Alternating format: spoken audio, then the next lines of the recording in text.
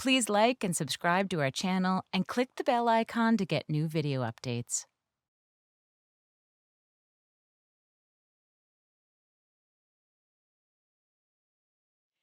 In the 1980s, the early 1980s, I was a typical Staten Island working girl going back and forth to my job on Wall Street every day on the Staten Island ferry.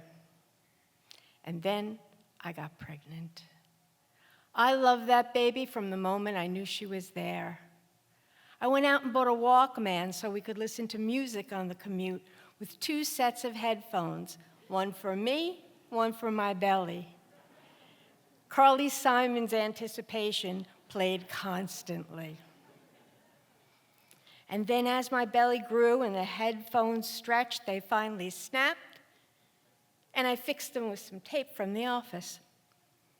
The doctor called just about my 7th month, this was, and asked me to come in for a sonogram, and then he said he wanted to see me afterwards. When I went in to see him, he looked at me and he said, "I have some news." He said the baby has a fatal birth defect and that her condition is not compatible with life. I said, "My baby's gonna die?" It was inconceivable. I was 7 months pregnant. She was growing, she was moving, she loved music, I loved music, I loved her, and she was gonna die? And he said yes, that she would die shortly after she was born. 2 months later, I had my daughter, Maria. I gave her my middle name because I knew that when she left, she'd take a big part of me with her, like maybe the whole middle part of me with her, and she was so beautiful. She was bathed and baptized and brought to me with a little pink cap on her head so I couldn't see her birth defect so much. And the nurse who helped deliver her brought her to me and said, "Kiss her goodbye, girl." And I kissed that cheek. It was like cool water. And her mouth was like a rose, and I recognized the curve of her nose. And when I spoke, she looked at me.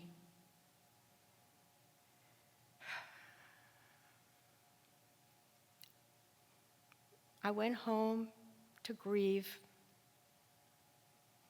And then I wanted to see the baby's grave. You see, I was told there was a problem. I could not. Before I had left the hospital, during visiting hours, after visiting hours, my family had left, a woman came in the room with a clipboard, and she said she was from the city, and she wanted to know what I wanted to do for the burial. She said the city usually takes care of things in cases like this. And I remembered that my brother's baby, who had been born prematurely just before Maria had died, he had a city cemetery burial, and I had this vision. Because you see, I was 23 hours post-labor, pumped up on painkillers and full of sorrow. So I had this little vision of Maria and Christopher together, side by side, in some pretty place with a picket fence and grass. So I signed the papers. And then when I got home and asked to see the grave, that's when I found out I could never see the grave. You see, I had signed the papers for my child to go to New York City's Potter's Field on Hart Island. Hart Island is a little island off the Bronx. And I could never visit. You see, Hart Island was administered by the Department of Corrections, where prisoners dug long trenches and buried bodies in mass graves. And for that reason, no one could visit. It was against the law, ever. It was like Maria had died all over again. I had nowhere to mourn. I had no patch of land to say, this is where my child is. She was born, she lived, and she died, and here she is. I had nowhere to go. It was especially hard on her birthdays and on holidays. Eventually, I was blessed with 2 beautiful daughters, and when they would take their place around the Thanksgiving table at my mom's house, I would look at them, and I would always see three. Maria was always there, a presence. 37 years after Maria was born and died, my niece Jamie, who lives here in Boston, called me up and said, "Aunt, did you know there was a lawsuit? Families can visit Hart Island now. You can go visit Hart Island." And I was first like floating out of my body, and I was like, no, no thank you. You see, in those 37 intervening years, my grief had been compounded by my guilt at having signed away my child to a place I could never visit, and that was exacerbated by these horrible headlines I used to see. City of the Lost Souls, Island of the Forgotten. She was never forgotten, not for 1 minute. And I used to see these images of trenches and dirt and mud and gravel, and I remembered that last beautiful kiss, and I said, I can't go see my baby here. But then I remembered that dream I had about Maria and Christopher being together. And when that doctor had told me that day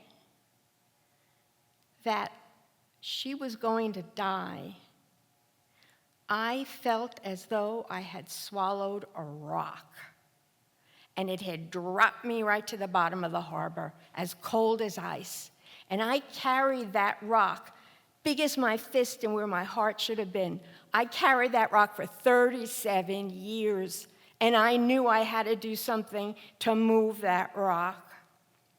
And Jamie said, "It's okay, I'll come down and get you, I'll take care of you." And I believed her, and I knew this had to go. This rock had to go. So I went to the city's website, and I filled out the forms for us to visit. Soon we were on the dock. Hart Island is in the Bronx. It's off the Bronx. In order to get there, you have to cross water. I was at the dock with Jamie, my niece, and Miranda, my daughter. Miranda came along with us, and she was mostly silent through the whole thing. This was her sister. I was her mom, and she was a sentinel watching me. And Jamie was all activity. And as we stood there on the dock, I could see other parents who were going to see their children. Some of them had just found out their children were buried there. The officer in charge came out, the corrections officer in charge came out and said, "We'll be going to Hart Island soon. Let me tell you how we'll get there. And once we're underway, I'll give you the procedure." He said, "We're going to get there by an old Staten Island ferry that's been repurposed only for Hart Island. It's the oldest one." And I realized in that moment that my daughter's first journeys and her last was aboard a Staten Island ferry, so out of place here in the Bronx. Soon this little ferry came. It looked like a little barge. We got on it, and we started to cross, and the fog was so dense you couldn't even see Hart Island. You had no idea where you were going. It was like you were crossing the river Styx. That's all I kept thinking.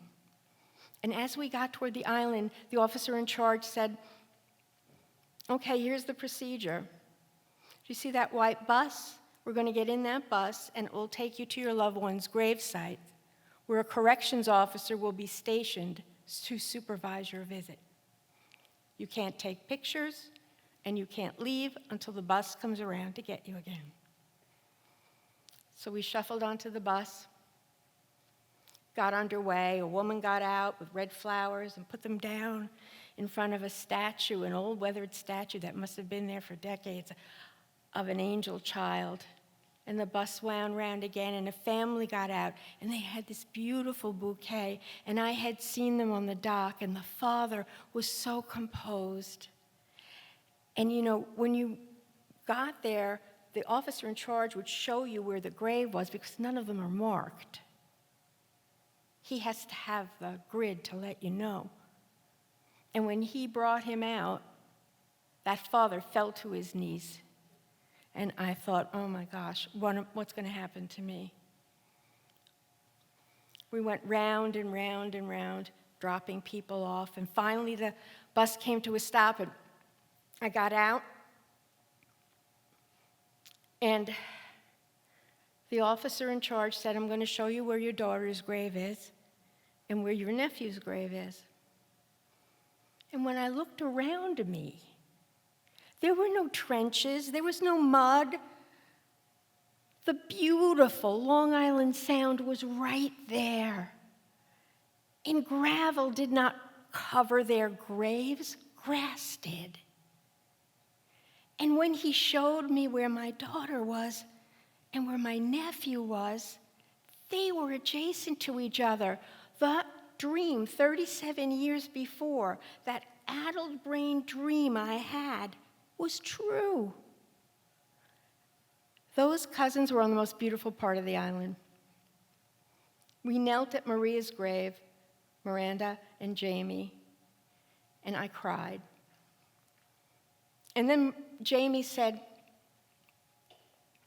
do you remember when we went to an Eagles concert as a family? Do you remember that time? She took something out of her coat. She said Maria would have been the right age to go. It was a yellow ticket stub. She said, I'm giving her my ticket. And she put the ticket down on my daughter's grave. Then she said, Maria would have gone to Vermont with us every summer, and we would have been swimming in Sunset Lake and playing on the dock. And she took out a bottle of water. She unscrewed the cap. She doused the grave, and she said, this is Maria's Sunset Lake. And finally, she said, Maria would have been at every Thanksgiving at Grandma's house. And we would have played with her in the backyard till it got dark. And we would have had dinner with her. And she took out a little bag of dirt, all desiccated and dry, and she sprinkled it on Maria's grave, and she said, this is Maria's grandma's house.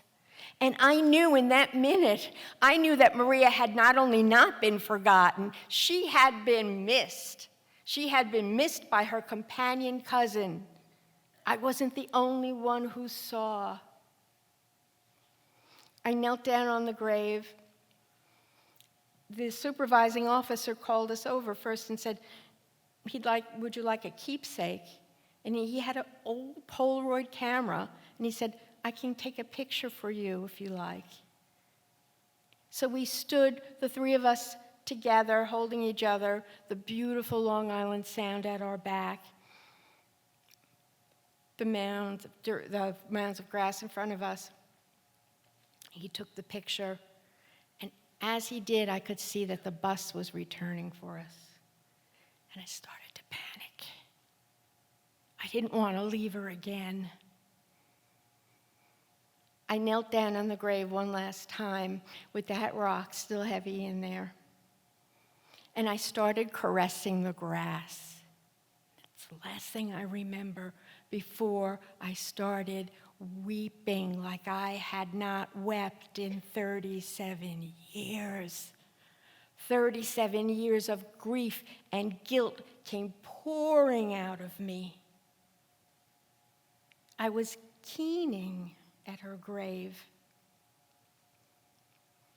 I heard some noise behind me, and I got up, and the officer in charge was there. He was such a wonderful, sweet man. And he looked at me, and he said, will you make me a promise? Will you do me a favor? Will you come back next spring? You see, it was December, and it was actually the last visit anyone could make for that year. So will you come back in the spring? It's beautiful here in the spring. And he motioned with his hand. He said, it's full of flowers. It's full of wildflowers. Come back. You'll feel better. But I already was feeling better. That rock I had carried was gone. and in its place was a widening channel for me to navigate. A channel left for me to navigate by Maria out of this darkness and finally into the light. Thank you.